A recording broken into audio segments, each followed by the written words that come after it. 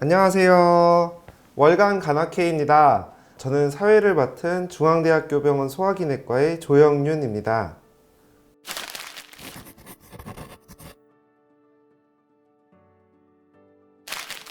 오늘은 2013년도 1월에 CMH에 게재된 논문을 소개하는 시간을 갖도록 하겠습니다.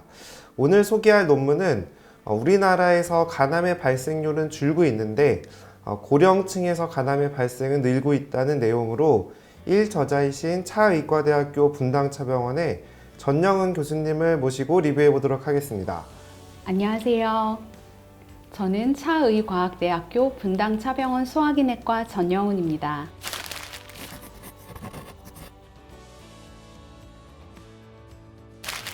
먼저 좋은 논문을 쓰신 걸 축하드립니다. 그 내용을 소개하기에 앞서서 이 논문이 나오게 된 연구 동기가 있다면서요? 네, 이 논문은 간암에 대한 다기관 연구를 계획하면서 나오게 됐습니다. 한양대학교의 전대원 교수님께서 여러 대학, 한 6개 대학의 여러 교수님들과 함께 간암에 관한 멀티센터 스터디를 좀 해보자 하셨고요. 그래서 공단 자료에서 간암, 정확히는 헤파토셀룰러 카르시노마인 간세포암에 대한 연구를 저희가 계획을 하게 됐습니다. 그래서 3세부로 나누어서 각자 한두 개의 주제씩을 가지고 연구를 진행하게 됐는데요. 저는 그 중에서도 간암의 이제 원인 질환, 치료 패턴, 생존율 등이 10년간 어떻게 변화했는지 하는 아주 단순한 연구를 좀 계획을 하게 됐습니다. 이게 이제 10년의 자료가 모이면 좋은 역학 연구가 되겠다 해서 이 내용을 가지고 팩트 시트를 만들면 어떻겠는가 하는 의견이 모아지게 됐고요. 다른 학회 보시면 당뇨병 학회에 당뇨병 팩트 시트, 고혈압 팩트 시트, 비만 팩트 시트 이런 게 다 잘 되어 있습니다. 그래서 우리도 간 학회에서 간암 팩트 시트를 만들자 이런 계기가 되었고요. 순천향대학교의 정승원 교수님께서 그 무렵에 대한간학회와 공단에 MOU를 맺어서 주는 연구비를 수주하시게 됐습니다. 그래서 그걸 가지고 연구가 쭉 진행되게 됐습니다. 그래서 이 논문은 간암 팩트시트에서 파생된 대표 논문이라고 할 수가 있겠고요. 여기 사진을 보시면은 굉장히 팩트시트 나오고 나서 축하하면서 즐거워하는 자리도 가질 수가 있었습니다. 이게 다기관 연구를 통해서 나온 이제 저희 간학회 약간 대표작이라고도 할 수 있겠네요. 그 연구의 배경부터 좀 설명해 주시겠습니까? 간암이 이제 국내에서 6번째로 호발하는 암이고 2번째 암 사망 원인일 뿐만 아니라 노동 생산성이 높은 40에서 60대에 호발한다는 사실 잘 알고 계실 겁니다. 병의 이제 질병 부담이 그렇게 높다는 얘기인데요. 간암의 80%는 헤파토셀룰러 카르시노마, 즉 간세포암이 되겠습니다. 그런데 통계청에서는 간암에 대해서 발생 자료는 발표를 하지만은 HCC 단독은 아니고요. 또 국내 Primary Liver Cancer Registry에 등록된 환자는 대표성을 띠기는 하지만 전체는 아닙니다. 그래서 전수의 HCC 환자에 대해서 역학 연구를 계획하게 된 것이고요. 앞으로 이제 후에 간암이라고 말씀드리는 거는 HCC를 지칭하는 것으로 이해해 주시면 좋겠습니다. 그래서 본 연구의 목적 말씀드리면요. 2008년부터 2018년까지 국내 간암 발생률의 경향을 나이, 성별, 소득 수준, 원인 질환에 따라서 살펴보고 2028년에 간암의 발생 경향성을 살펴보고자 했습니다. 이게 국민건강보험공단과 MOU 연구라고 하셨는데요. 그러면 이제 그 공단 자료를 이용해서 간암 환자를 추출하신 건가요? 네, 맞습니다. 그래서 2008년부터 2018년까지 C220 코드 헤파토셀룰러 카르시노마고요. V193 이거는 희귀난치 질환에서 암 코드를 의미하는데 그 두 개를 다 가진 환자를 18만 5천 명 정도를 처음에 추출을 했습니다. 그 중에서 새롭게 진단된 간암 환자를 대상으로 하고자 2년간의 워시아웃 기간을 두었고 그 후에 동반암이 있거나 이식 히스토리가 있거나 HIV 환자 등을 다 제외하고 최종 12만 7,426명의 환자가 대상이 되었습니다. 자, 그러면은 연구 대상을 살펴보겠습니다. 환자군의 특징 보시면 평균 나이가 61세, 78%가 남자였고요. 원인 질환으로는 HBV가 63%, 알코올과 HCV가 각각 10% 정도였습니다. 소득 분위가 가장 높은 Q16에서 20군에서 31%로 가장 많은 환자가 분포해 있었고요. 간암 환자의 76%에 있어서는 간 경변증을 동반하고 있었습니다. 다음으로는 이제 이 논문의 주요 결과인 발생률 데이터를 볼 건데 보니까 2008년부터 2018년도까지 간암 발생이 줄고 있습니다. 네, 맞습니다. 2008년부터 2018년까지 이제 시리얼하게 간암 발생을 숫자로, 조 발생률로 또 연령 보정 발생률로 보고 있는데요. 숫자는 10년간 감소하고 있습니다. 2008년에는 12,056명이 연간 발생을 했는데 2018년에는 보시면 11,234명입니다. 연간 마이너스 0.4% 정도로 줄고 있고요. 유의한 감소입니다. 아래 보시면 average annual percent change라는 게 매해 퍼센트 감소를 의미하게 되겠습니다. 조 발생률이 비슷하거나 조금씩 감소하는데 이 감소량이 통계적으로 유의하지는 않은 것 같습니다. 네, 그렇습니다.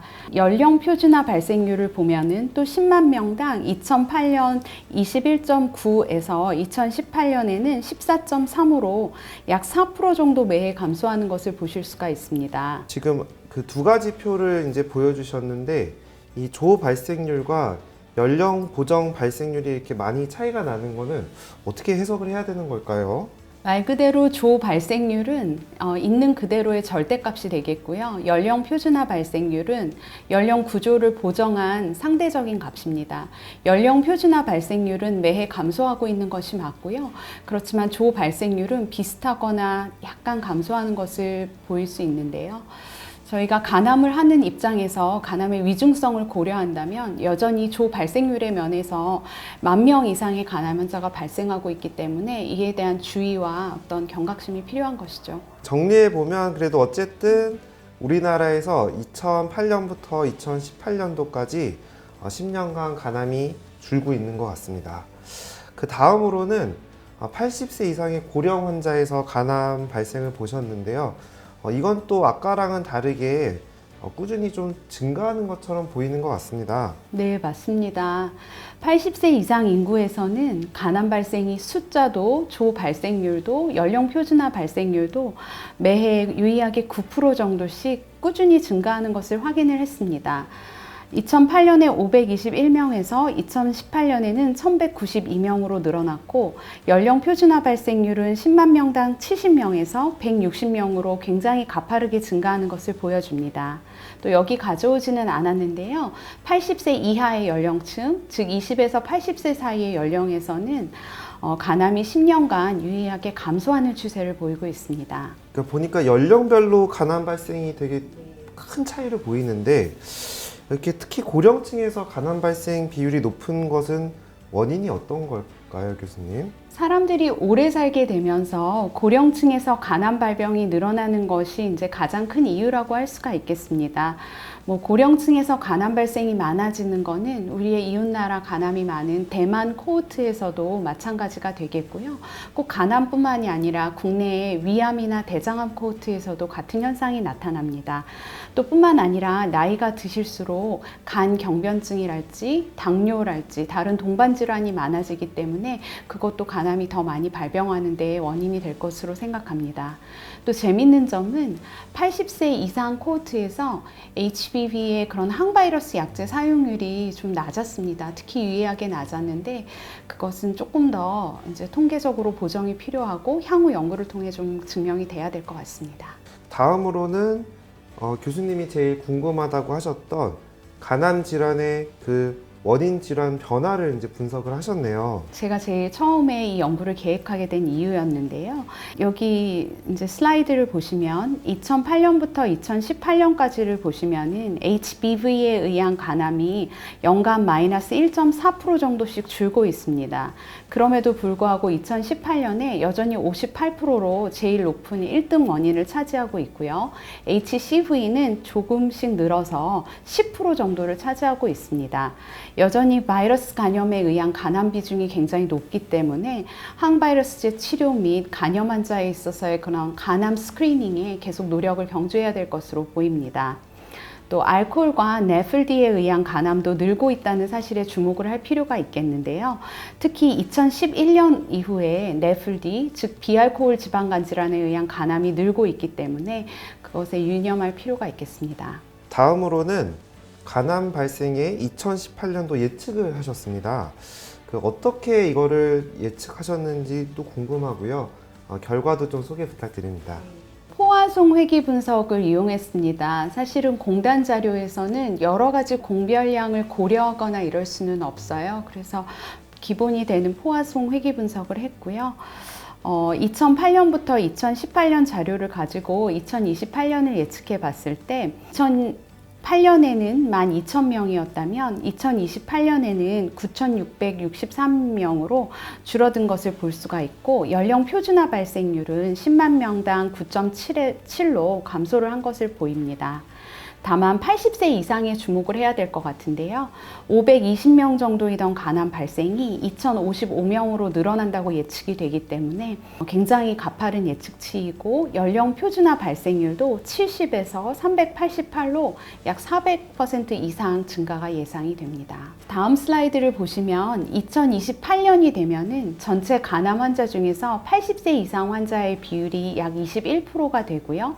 60세 이상 환자의 비율은 83%에 이를 것으로 예상되기 때문에 고령층 간암이 굉장히 많아지는 것이죠. 네, 교수님. 연구 결과 너무 재밌게 들었고요. 이제 이게 마지막 내용 슬라이드인데 이 연구의 의미를 이제 간단히 좀 정리해 주시면 좋을 것 같습니다. 저의 연구를 이제 종합해서 정리하자면 국내에서 간암은 10년간 발생이 줄었지만 80세 이상 연령층에서는 간암이 늘고 있습니다. 2028년이 된다면 20년 전인 2008년에 비해서 간암 환자 수가 80세 이상이 5배 정도 늘 것으로 예상이 되고요. 전체 간암 환자의 21%가 80세 이상으로 예측이 되기 때문에 고령층 간암 환자에 맞는 맞춤 케어, 맞춤 치료 대책이 필요할 것으로 예상됩니다. 네, 오늘 좋은 연구 소개 감사드립니다. 마지막으로 하실 말씀 있으실까요? 네, 국내 간암 역학 자료의 어떤 기초가 될 수 있는 논문을 쓸 수 있어서 참 즐거웠습니다. 그래서 기타 다른 역학 자료들은 대한간암회 홈페이지에 간암 팩트시트에서 확인하실 수가 있습니다. 또 마지막으로 이런 중요한 연구를 함께 할 수 있게 해주신 전대원 정승원 교수님과 윤아일린, 김순선, 안상봉 교수님께도 감사의 말씀 전하고 싶습니다. 수고 많으셨습니다. 그러면 우리 마지막으로 인사하면서 끝내도록 하겠습니다. 감사합니다.